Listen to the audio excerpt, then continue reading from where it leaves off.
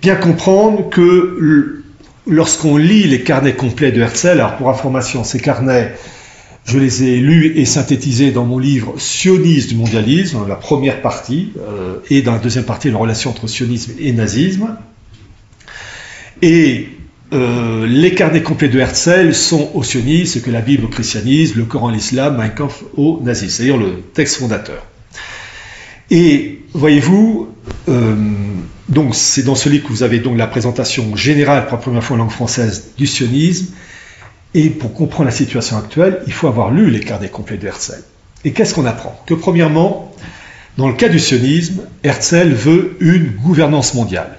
Alors attention, précision, il ne parle jamais de gouvernance mondiale. Il dit qu'il faut mettre en place, je cite, une humanité une et sans frontières. Avec, je cite, disparition du patriotisme parmi toutes les nations, sauf une, celle d'Israël. Et, écoutez bien, grâce au carnet complet de Herzl, on apprend quel est l'unique ennemi du sionisme. L'islam? Non. Bouddhisme? Non. Shintoïsme? Non plus.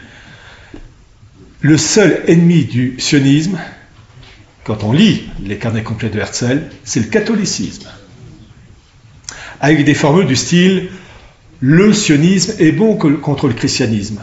Il faut démonter le Saint-Sépulcre, pierre par pierre. » Et lors d'une discussion avec l'ambassadeur américain Oscar Strauss, Herzl dit à cet ambassadeur « Je lui ai dit que nous avions un seul adversaire, le catholicisme. L'Église est le frère riche qui est son frère pauvre, le judaïsme. » Et à un moment donné, Herzl veut mettre en place une banque composée uniquement de juifs et de musulmans, mais surtout pas de chrétiens. Donc, bien comprendre que le sionisme, c'est d'abord et avant tout un rejet complet du catholicisme. Et d'ailleurs, un exemple, en 1914, l'Empire ottoman, c'est-à-dire Turquie, Koweït, Irak, Syrie, Palestine, Liban et une partie de l'Arabie saoudite, vous aviez en 1914 environ 25% de la population qui était chrétienne. En 2025, la population chrétienne de tous ces pays-là est quasiment anéantie. C'est 0, quelques pourcents en Irak, 1-2% en Syrie, un noyau qui reste au Liban, la Turquie, bon bref, tout ça pour dire que certes les musulmans ont souffert, n'avez jamais oublié que vous avez eu plusieurs centaines de milliers de musulmans à mourir en Irak, en Syrie, mais vous n'avez pas eu une extinction des populations musulmanes dans ces territoires. L'extinction, c'est le christianisme. Et en fait, quand on lit les carnets complets de Herzl, on se rend compte effectivement que c'est bien le cas. Alors vous avez dans la personne qui explique les événements au Proche-Orient, l'élément qui n'est jamais cité, je pense par exemple aux travaux de Youssef Indy, qui dit des choses tout à fait justes, mais qui ne dit pas la chose essentielle. Il est vrai aussi qu'il me l'a dit, il n'a pas lu les carnets complets de Herzl en entier, mais il est musulman, il défend la Houma, bon, en tant que musulman il est logique, mais il oublie de dire que l'élément de base dans le sionisme, c'est pas la haine de l'islam, c'est le rejet du catholicisme. Et évidemment, s'il disait ça, encore, je le dis d'autant plus que les carnets complets de Herzl sont très clairs en ce domaine, mais s'il disait ça, ses idées se casseraient la figure, puisque pour lui c'est l'islam. Mais non, l'islam est un outil plutôt pour les sionistes. Les élites juives, sauf exception, ont toujours méprisé les musulmans, ils ont toujours méprisé les caravaniers. Lorsque Herzl parle de la zone, donc de la Palestine, à l'époque sous occupation ottomane, alors je ne sais plus si dans ses carnets complets, dans son livre d'Ayunstadt, l'état des Juifs, il parle de cette région, de cette zone géographique en disant cet endroit donc sous occupation musulmane, cet endroit flétri et pestiféré. Bien comprendre que lorsqu'on lit les carnets complets de Herzl, il n'y a qu'un seul ennemi, le catholicisme. Et donc ça change tout. Et on comprend beaucoup mieux quand on voit la disparition quasi complète du christianisme, des chrétiens en tout cas, en terre d'islam. Bien. Mais je précise toujours pour nos auditeurs, les internautes, la différence d'essence, si je puis dire, entre le Jésus de l'islam et le Jésus du christianisme, tous les deux le même mot, Messie, mais deux termes, enfin deux concepts différents, dans ce sens que le Jésus dans le christianisme, c'est l'homme et Dieu, c'est homme et Dieu à la fois, incarné en chair et en os, qui parachève toutes les annonces faites par les prophètes, Ézéchiel, Zacharie, Michée, Osée, et bien d'autres, Isaïe. Alors que dans l'islam, le Jésus de l'islam est un homme de qualité, un prophète, mais c'est uniquement un homme. Donc c'est le même mot Messie, mais pour deux concepts radicalement opposés. Donc pour les Juifs, pour les Juifs, il y a une hiérarchie de l'horreur, dans ce sens que l'horreur suprême, ce sont ces maudits chrétiens qui osent dire que le Messie d'Israël est arrivé pour l'humanité. Attention, pour l'humanité, peu importe la couleur de peau, pour toutes les nations, et que c'est le Fils de Dieu incarné en chair et en os, alors que les musulmans, au moins, n'ont pas l'audace de dire que c'est le Fils d'Allah incarné, c'est un homme, un prophète, remarquable, respectable, c'est un homme. Donc, dans la mentalité, la psychologie des idées rabbiniques, il y a un décalage, l'horreur suprême, c'est le christianisme, l'islam, c'est un homme réputé de droiture, etc. Oui, mais c'est moins grave. Voilà, il faut comprendre la mentalité d'en face. Alors, juste une précision dans le statut du Christ dans l'islam, il est prophète, mais pas seulement, il est Messie et souffle et verbe de Dieu. Donc il est prophète, oui. Il est le Messie, mais effectivement c'est pas le même concept que dans le christianisme, évidemment. Mais Mashiach au départ, c'est celui qui a reçu l'onction. Mashiach, c'est le roi d'Israël qui a reçu l'onction, qui au moins a vécu l'huile. Donc Mashiach en hébreu, Masaha en arabe. Donc il est prophète, Messie, souffle et verbe de Dieu. Sauf que, effectivement, une grande différence avec le christianisme, c'est que dans le christianisme, le verbe de Dieu est Dieu. C'est dans les évangiles, le premier verset du premier chapitre du livre de l'évangile de Jean. Au commencement était le Logos, donc le Logos était avec Dieu, le Logos était Dieu. Donc, en fait, le Logos, il est Dieu dans la conception chrétienne. Dans la conception musulmane, le Logos, le verbe de Dieu, n'est pas Dieu lui-même. C'est pas une hypostase. Ça paraît être une différence infime, mais c'est une différence extrêmement importante. Ah, c'est colossal. Ouais. C'est colossal. Et en fait, c'est ça la distinction énorme, avec un autre élément que tu n'as pas cité, c'est qu'en fait, si Dieu s'incarne en chair en os, à la fois vrai homme et vrai Dieu, mais attention, ce sont à la fois deux personnes distinctes en une, c'est pour réparer la notion du péché originel. Péché originel via sacrifice sur la croix et sa mort et sa résurrection. Alors que dans l'islam, le péché originel ne se transmet pas de génération en génération. Il y a une faute, mais qui n'est pas transmise. Et donc, là aussi, c'est la différence colossale qui fait que, en fait, ce sont deux mondes, mais qui ne peuvent pas se mélanger parce que les concepts de base sont absolument à l'opposé. Non, mais il y a un point de convergence qui n'est pas des moindres, c'est que la parousie est aussi en islam, c'est-à-dire que la fin des temps se conclut par le retour du Christ.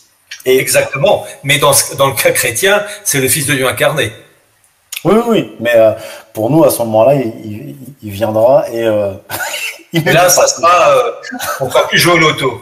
Voilà, il nous départagera et réglera les comptes définitivement. Pour comprendre le sionisme, il faut impérativement lire les carnets complets de Herzl. Je ne sais pas si tu les as, les carnets. Non, j'ai pas les carnets complets. Voilà les carnets complets. Donc voilà, en 5 volumes. Et je te pose la question parce que j'ai lu ton bouquin et tout au début, c'est page 7, je crois. Donc oui, c'est ça, tu cites les carnets complets. Voilà. Et il faut connaître les carnets complets. J'ai une partie en PDF. Hein. Voilà, d'accord. Mais en fait, les 5 volumes, c'est les 4 volumes rédigés par Herzl de 1895 à 1904. Et le 5e volume, c'est 400 pages. Alors, en tout, ça fait 2000 pages, mais le 5e volume, ce sont les noms des personnes rencontrées par Herzl, leur CV donné par la Fondation Herzl. Voilà. Et les archives centrales sionistes de Jérusalem. Et donc, ces carnets complets m'ont permis de connaître le sionisme et d'en présenter j'allais dire, la quintessence absolue dans mon livre Sionisme et mondialisme. Et donc, pour répondre à l'histoire russe et Proche-Orient, Syrie, etc., je vais d'abord rappeler ce qu'est le sionisme. Pour comprendre le sionisme et la politique israélienne aujourd'hui, il faut connaître les carnets complets de Herzl qui sont au sionisme, que Mein Kampf au nazisme, la Bible pour les chrétiens, le Coran pour les musulmans, enfin vraiment un texte fondateur. Bon. Le monde, les carnets complets, qu'est-ce qu'ils disent? Ils sont d'abord, Herzl est antidémocrate. Il le dit, je suis contre la démocratie. Bon. Deuxièmement, il y a un fond, alors le sionisme, ça tu le sais très bien, n'est que le énième maillon d'une longue lignée messianique et que Herzl ne fait que reprendre une longue tradition. Et d'ailleurs, il est flatté quand on le considère comme un messie. Alors, il rejette la chose, mais en même temps, il en frémit quand même un peu de plaisir. Bon. Ce qui est frappant dans les carnets complets de Herzl, et c'est ça d'ailleurs qui permet de comprendre le monde juif, russe, américain, Israël, etc., français, anglais, ce sont les bagarres entre clans juifs. Épouvantables. Herzl est tellement... Alors, il y a une partie qui est pour lui, entre autres la banque Pereire. La banque Pereire soutient Herzl. Et au début, Herzl est à couteau tiré avec Rothschild, et il veut sa peau. Mais il va, les Rothschild d'Angleterre en particulier, mais il va réussir à s'arranger avec Rothschild de Londres, et il va à ce point, vraiment se rabibocher, au point qu'il dînera dans le superbe appartement des Rothschild de Londres, et parmi les convives et tous les membres de la famille Rothschild, il y avait un grand portrait qui décorait cette salle à manger. C'était le portrait de Guillaume de Hesse-Kassel, qui était celui qui avait comme trésorier le fondateur de la dynastie Rothschild, Mayer Amschel. Donc c'est très intéressant de voir la tradition historique, et donc il va se rabibocher avec les Rothschild, des bagarres entre clans juifs malgré tout. Et il y a une chose qui est très frappante alors il faut voir les propos tenus par Herzl, où il dit à un moment donné, face à certaines attaques de certaines factions juives, que si cela continue ainsi, je vais devenir le plus grand de tous les antisémites. C'est Herzl qui le dit. Ou bien dit à un moment donné qu'il a trouvé la phrase qu'il voudrait avoir comme épitaphe sur sa tombe. Il est mort en 1904 à Vienne, et lors de la création de l'État juif en 1948, son corps a été ramené, comme il avait souhaité, être enterré en Israël. Alors, il faut reconnaître, je vais donner une citation de Herzl, dans mon livre Sionisme et mondialisme. Écoutez ce que dit Herzl suite au premier congrès de 1897 à Bâle. À Bâle, j'ai fondé l'État juif. Si je disais cela publiquement aujourd'hui, la réponse serait un éclat de rire général. Dans 5 ans peut-être, dans 50 ans sûrement, tout le monde le reconnaîtra. C'était 51 ans, 1897-1948. Reconnaissons que Herzl était quand même hors norme dans son style. Et pourquoi je dis ça? Parce que la phrase qu'il avait demandée comme épitaphe, les autorités israéliennes de l'époque se sont bien gardées de mettre l'épitaphe, parce que Herzl en avait tellement ras-le-bol du comportement de certains qu'il avait demandé comme épitaphe la phrase suivante: il avait une trop bonne opinion des Juifs. Et pourquoi je dis ça? Parce que les carnets de Herzl révèlent ces bagarres à mort entre clans juifs. Et on retrouve le même phénomène avec le clan juif russe, clan juif américain, soit Lubavitch, soit libéral, pareil en Israël. Et les bagarres, en particulier l'intervention en septembre 2015 de Poutine en Syrie, c'est en fait une bagarre entre une faction juive qui estime que le véritable Israël, c'est des rives du Nil jusqu'au Jourdain, jusqu'à l'Euphrate, pardon, et une autre partie qui considère que le véritable foyer juif, c'est l'ancien empire khazar de l'est de l'Ukraine jusqu'à la Caspienne. Et donc vous avez des factions qui se bagarrent. En gros, ce territoire entre l'est de l'Ukraine et la Caspienne est considéré comme une, je cite, une seconde Judée. Et donc comprendre que toutes ces bagarres, et comme par hasard, Israël, Iran, Syrie, etc., Ukraine, Russie, ce sont les deux grandes zones de l'ère historique du judaïsme. Comme par hasard, ça ne se passe pas à Madagascar, ces trucs-là, au pôle sud. C'est les zones qui correspondent à la vieille tradition multimillénaire de ces bagarres. Et donc, ce sont des bagarres entre factions. Et les carnets complets de Herzl, qu'est-ce qu'on apprend? Que le véritable ennemi du sionisme, c'est pas l'islam. Le seul ennemi du sionisme pour Herzl et ses copains, style Max Nordau et bien d'autres, c'est le catholicisme. C'est même pas le protestantisme, c'est le catholicisme. Il y a des passages du style, dans les carnets complets de Herzl, il faut démonter le Saint-Sépulcre pierre par pierre. C'est pas il faut démonter la Mecque pierre par pierre, c'est le Saint-Sépulcre. Mais la mosquée d'Al-Aqsa aussi, surtout, parce que ah oui, ah non, mais le temple doit être construit dessus. Ah oui, mais attends, là je parle des carnets complets. Ça, il le dit pas. En fait, ce qu'il dit, en fait, il faudrait, Youssef, que tu lises mon bouquin. Je t'invite à le faire. Après tout, j'ai lu le tien. J'ai lu les 3 quarts de tes bouquins, hein, à peu près. C'est que qu'est-ce qu'il demande pour l'esplanade des mosquées Herzl? Je cite son expression, une extraterritorialisation. C'est le terme qu'il est. Voilà. Après, que ses successeurs aient une envie de dégommer la mosquée Al-Aqsa, ça, d'accord. Mais il faut être franc, dans les carnets complets de Herzl, il n'est pas écrit qu'il faut détruire l'esplanade des mosquées. Ça, il ne le dit pas. Même si on peut deviner que plus tard, ils auraient peut-être envie de le faire. Mais le seul ennemi du sionisme, c'est le christianisme. Et vous avez des formules du style « le sionisme est bon contre le christianisme ». Et vous avez ce fameux passage de Herzl face à l'ambassadeur juif américain, d'ailleurs qui s'appelle Oscar Strauss.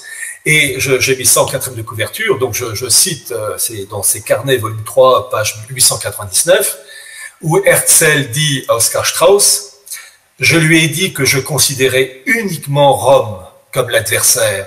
J'ai oublié de lui en donner la raison profonde. C'est parce que le catholicisme romain est aussi universel que le judaïsme.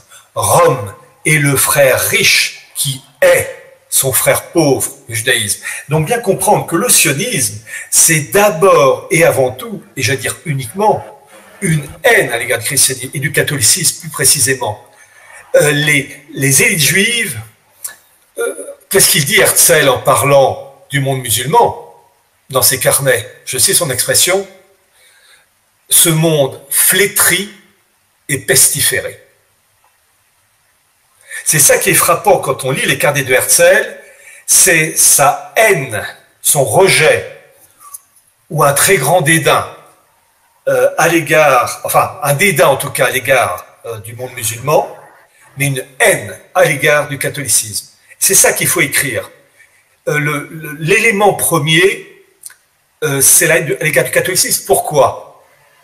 Parce que les élites juives n'ont jamais reconnu le Christ comme le Fils de Dieu incarné. Que ce soit la branche libérale, tradie, laïque, toutes les combinaisons. Et le fait de reconstruire le 3e temple, et c'est là où les Lubavitch, on les retrouve, à la place de Moscou, Al-Aqsa, etc., c'est une manière de prendre, pour le monde juif, sa revanche sur Rome, Édom. Et s'ils arrivent à reconstruire le 3e temple, le Vatican deviendra une écurie, deviendra un lieu de prostitution, deviendra une cave, tout ce que vous voulez, mais ça sera réduit à néant. C'est ça qu'il faut comprendre. Que pour le sionisme, l'élément à abattre, c'est le catholicisme, et le reste est un outil pour, je veux dire, établir son rôle sur la terre. Voilà. Je rajoute un tout petit élément, et j'arrête. Les propos de Herzl, et ça, il faut que je donne la phrase. En fait, on a vraiment la pensée de Herzl à l'égard du monde. Je vous donne la citation, parce qu'elle vaut son pesant de cacahuètes, si je puis dire. C'est au début. Voilà.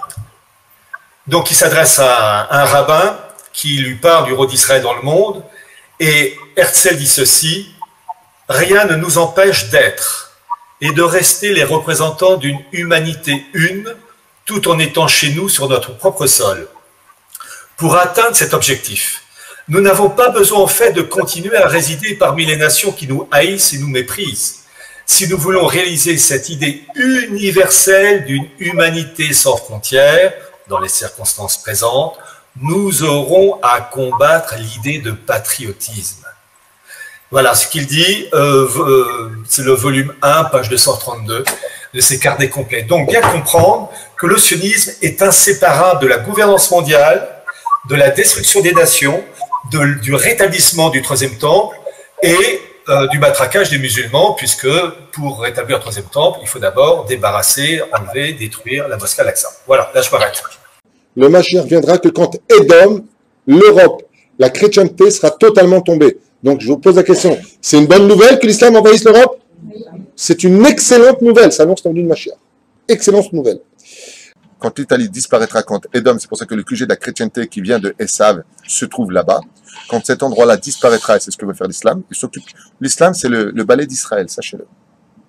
C'est-à-dire qu'un jour, au lieu qu'on fasse tout le travail, et on voit Ishmaël pour régler le problème. Quand il va débarrasser tout ça et que le va revenir chez nous, alors c'est Melech HaMashiach. On ne va pas refaire toute l'histoire du sionisme, mais pour répondre rapidement. D'abord, effectivement, Theodor Herzl est un personnage important de l'histoire du sionisme, mais il n'est pas le père du sionisme. Lui-même admet que 30 ans avant lui, Moses Hess élabore le projet sioniste dont il s'inspire lui. Et lui-même, Moses Hess, qui est un socialiste proche de Engels et de Marx, s'inspire du projet d'un rabbin, du rabbin Kalischer, de fondation d'un État d'Israël, etc. Et il ne fait, disons que Moses Hess est celui qui va laïciser un projet qui est à l'origine religieux messianique. Donc il est le relais entre le monde religieux et le monde athée. Et très rapidement, le mouvement national religieux sioniste au début du XXe siècle, avec Isaac A. Cohen Cook, qui est le père en fait du mouvement sioniste national religieux, même s'il n'est pas le père du sionisme religieux, lui-même dit en fait le projet d'Israël, le projet sioniste qui en fait à ce moment-là à la fois nationaliste et socialiste. Donc on peut dire que le sionisme au départ est national et socialiste, n'est qu'un piédestal, le piédestal messianique vers le royaume d'Israël. En fait, dès le départ, ils ont dans l'idée que les socialistes, les nationalistes, dont même Herzl, ne sont d'une certaine façon que les idiots utiles du projet messianique, puisque de toute façon, la dimension laïque du projet sioniste n'a été qu'une séquence historique. Si on prend sur la longue durée du projet messianique,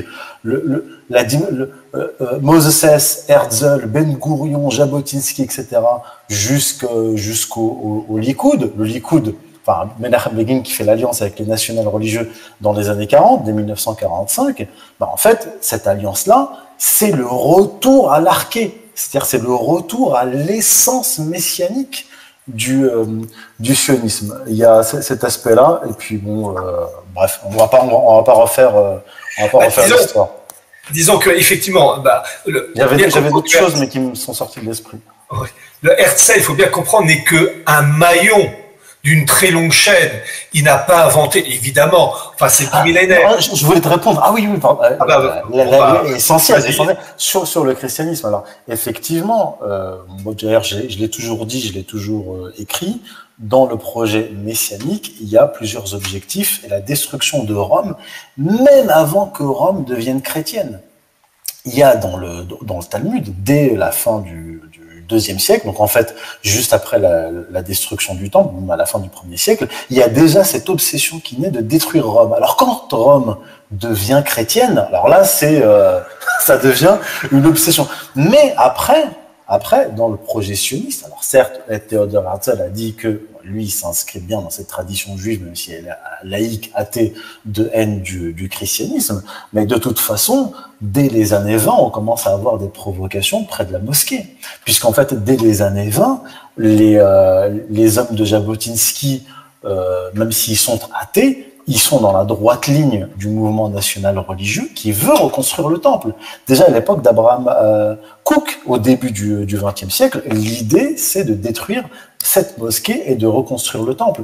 Et même si on va dans la tradition rabbinique, et même dans l'interprétation des textes bibliques avant l'avènement de l'islam, il y a effectivement la volonté de détruire Édom et Ismaël. On veut détruire Édom qui est Rome avant même que Rome ne devienne chrétienne, et on veut détruire Ismaël avant même que l'islam n'apparaisse. Alors quand l'islam et le christianisme apparaissent, dans toute la théologie et l'eschatologie juive, on va trouver des textes, jusque dans le Zohar, etc., où l'obsession, c'est détruire les deux, et de préférence, c'est de les détruire en les envoyant l'un contre l'autre. Et quand on crée le foyer national juif et l'État d'Israël en Palestine, qui est contrôlé par les musulmans, je veux dire, on sait très bien qu'on va se confronter à l'islam, et en détruisant la mosquée d'Al-Aqsa, on va déclencher une guerre à l'échelle mondiale contre les musulmans. Donc c'est les deux, c'est la guerre contre le christianisme et contre l'islam. Alors, il y a une chose quand même, quand tu dis que le monde rabbinique, en gros, s'attaque à Rome qu'à partir en gros, du IIe siècle, Rome n'étant pas chrétienne. Avant même, parce qu'en fait, ils ont détruit le temple, en fait. C'est parce qu'ils ont détruit le second temple. Mais en fait, Rome est... Alors, je dis la phrase, mais après j'explique. Rome est chrétienne dès Saint-Pierre.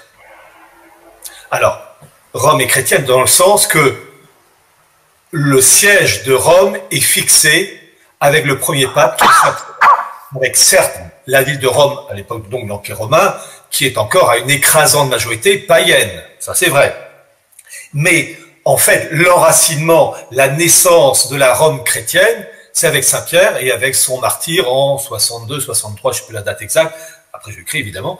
Donc en fait, les élites juives de l'époque veulent la peau de l'embryon de papauté incarné par Saint-Pierre et puis par tous les papes qui vont suivre et monter en puissance. Et devant la montée en puissance de la papauté, c'est là qu'ils commencent à élaborer au IIe siècle le Talmud, parce que comme on l'a dit tout à l'heure, ils sont en train de perdre leurs ouailles et qu'il y a une OPA en face, l'Église est en train de bouffer, d'établir la mainmise. Voilà. Donc en fait, dès le début, le christianisme est enraciné via le Vatican, je mets des guillemets parce que le Vatican en tant que bâtiment n'existait pas, mais en tant que la présence physique d'un pape, le premier pape, Saint-Pierre, et de tous ses successeurs, dès qu'en fait la mort du Christ, Saint-Pierre est le premier pape, hein, donc le Christ c'est en 33, 34 après Jésus-Christ. Mais je rappelle... Non, je veux dire par là, bien avant Constantin et 325. Oui, en fait, parce que les talmudistes, ils ne savaient pas encore ce que tu dis là. Si. Dans leur esprit, tu penses que dans leur esprit au 1er siècle, à la fin du 1er siècle, dans leur idée, Rome était déjà chrétienne? Non, quand je dis Rome était chrétienne dans le sens, pas dans sa population qui est encore largement païenne, mais ils savaient qu'il y avait le noyau d'une entreprise, de la boutique d'en face, la rivale, disant que le Christ est arrivé, mort et ressuscité, donc maintenant il y a notre pape, Saint-Pierre, et tous ceux qui vont suivre. Donc en fait, ça y est, le mal est là pour eux, dès le début, et il va, toujours pour le monde rabbinique, ce mal, entre guillemets, s'étendre avec les conversions progressives. Je rappelle quand même une chose, le christianisme s'est imposé dans l'Empire romain, pas par des guerres, hein, mais par l'exemple et les martyrs. Et en fait, cet idéal de destruction du monde d'Édom a été annoncé, ça c'est dans mon bouquin Archimandaliste où j'ai mis en annexe 1, ce fameux document en hébreu, trouvé par une équipe d'universitaires juifs américains de Cincinnati en 1982, où ce sont les écrits de Jacob Frank, du messianique Jacob Frank, qui ont été, donc c'est trouvé en hébreu, ils ont expliqué ça, j'ai mis ça en anglais, enfin le document d'origine en anglais à gauche et la partie traduction à droite, et il y a 4 points essentiels pour le messianisme juif Jacob Frank, mais en fait, qui est la tradition antichrétienne des, en fait, Simon le magicien de l'époque de Saint-Pierre, et qui va continuer avec Shimon Bar Kokhba, avec Moïse de Crète et bien d'autres. Je cite ces 4 points très rapidement, donc la pensée franquiste. Le premier point, Jacob Frank prédit le massacre imminent des Juifs au sein de toutes les grandes et petites nations d'Europe dans le cas de l'Apocalypse. Deuxième point, le salut des Juifs dépend de l'acceptation de la foi d'Édom, c'est-à-dire de Rome. Mais attendez, vous allez voir la suite. C'est-à-dire qu'en fait, c'est une fausse conversion. Troisième point, Jacob Frank est la réincarnation du patriarche Jacob. Et quatrième point, Jacob Frank dirigera la rédemption d'Israël en soumettant le monde, y compris l'Église catholique. Donc il y a une volonté depuis 2000 ans d'une infiltration pour détruire Édom. Et ça a commencé en fait dès l'époque de Saint-Pierre avec Simon le magicien. en lien avec la gnose, etc. Et donc, cette haine du monde rabbinique, en fait, elle est merveilleusement bien résumée dans les carnets complets de Herzl, qui vraiment montrent bien qu'il y a une volonté de créer un État juif dans le cas d'une humanité une et sans frontières, en fait, une gouvernance mondiale. Et ça va de pair avec le noachisme du monde Lubavitch, qui, parallèlement à ça, veulent détruire la mosquée Al-Aqsa pour mettre sur pied le troisième temple. Donc, en fait, on vit, c'est ça qui est frappant, une époque terriblement déchristianisée du monde en Europe, et en fait, notre époque, elle est terriblement spirituelle, sur fond de matériel, d'intelligence artificielle, etc. Là, je m'arrête. Une petite information pour montrer l'infiltration. En fait, c'est ça qui est frappant quand on regarde ce qu'on appelle les hérésies. Alors, ce mot peut surprendre, mais c'est le terme historique que j'utilise. Les hérésies en Europe, tout ce qui est cathare ou arianisme, en fait, ce sont à chaque fois des influences juives.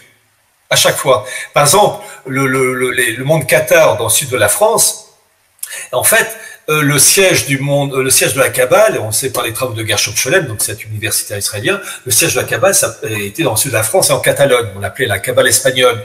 L'arianisme, c'est l'évêque Arius qui niait la divinité du Christ. En fait, quand on regarde ces hérésies, elles ont toutes un point en commun, elles sont toutes d'influence juive. L'arianisme, Arius, venait d'Alexandrie, au foyer du judaïsme rabbinique. Et deuxièmement, le deuxième point de toutes ces hérésies, c'est de toujours remettre en cause la divinité du Christ. À chaque fois, c'est systématique. Soit d'une manière grossière, soit d'une manière souple. Et je rajoute ce petit élément pour montrer comme l'infiltration de l'Église s'est faite jusqu'à très haut. Vous avez eu au XIIe siècle un pape dont le nom m'échappe malheureusement, qui était issu, son nom c'était le cardinal Pierre Léoni, qui était un cardinal venant d'une famille juive faussement convertie. Et il est devenu pape sous le nom m'échappe, et vous avez eu, donc première moitié du XIIe siècle, la victoire apparente de la synagogue, ils se sont dit à l'époque, on a un copain à nous sur le trône de Saint-Pierre. Vous vous rendez compte, un juif déguisé en pape. Et c'est toujours la même histoire. Vous avez eu un homme, un saint d'ailleurs, qui s'appelait Saint Bernard de Clairvaux, qui lui a compris la supercherie et qui a réussi à le faire dégager. Donc pour montrer qu'en fait, vous avez en permanence une bagarre, et 1789, c'est la victoire avec Vatican II du monde judéo-protestant sur le monde chrétien. Je rajoute quand même cette information, et vous avez le document dans mon livre Atlas Mondialise, où j'ai mis le document de la revue, la revue américaine Look, qui est sortie en janvier 1966, quelques semaines après la fin de Vatican II, et le titre c'est How the Jews Change Catholic Thinking, comment les Juifs ont changé la manière de penser catholique, une revue qui tirait à 7 millions d'exemplaires, et en lisant les mémoires du premier secrétaire du Congrès juif mondial qui s'appelait Gerhard Rickner, les mémoires, il y a entre un tiers et la moitié du bouquin consacré à Vatican II. Et on apprend que la figure de proue dans cette histoire, c'était le cardinal Béat, et que ces deux acolytes, Österreicher et Baum, c'est en fait des juifs convertis, faussement convertis. Donc on a une infiltration au sommet.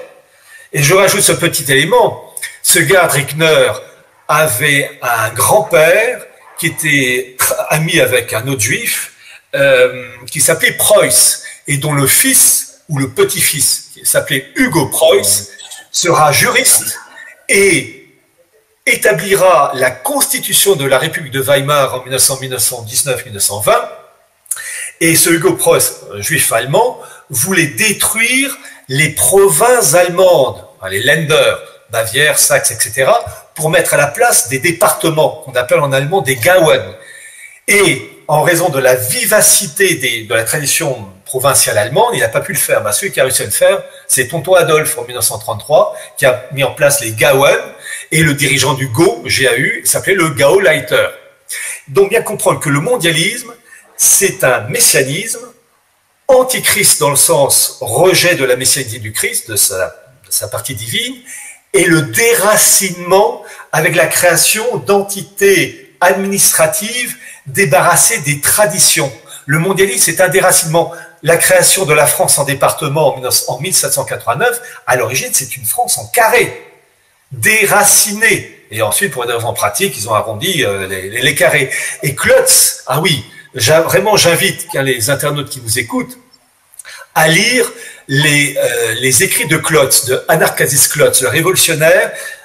Ces écrits sont l'équivalent des carnets complets pour le sionisme ou Mein Kampf pour le nazisme. C'est-à-dire que dans les écrits de Klotz, donc la République universelle et la République du genre humain, il explique tout le programme de la révolution. Et comme par hasard, les éditions actuelles sont toutes tronquées, plein de passages éliminés. Et il y a 3-4 ans de ça, j'ai fait éditer les 2 livres de Klotz, les originaux, dans l'édition Omnia Veritas, où j'ai rétabli l'intégralité des écrits de Klotz. Et les passages enlevés, c'était quoi? La haine du catholicisme, la destruction du mot France et de tous les États, la mise en place, alors il ne dit pas une gouvernance mondiale, il dit République universelle, c'est l'expression de l'époque, l'importance de la Kabbale via le Gilgoul avec la migration des âmes et le rôle des capitalistes hébreux. Tous ces éléments avaient été supprimés. Eh bien, donc, pour ceux qui voudraient lire les écrits de Klotz, les 2 livres réunis en un, eh bien, vous lisez La République universelle du genre humain aux éditions Omnia Veritas, et j'ai fait une longue préface. Je m'arrête.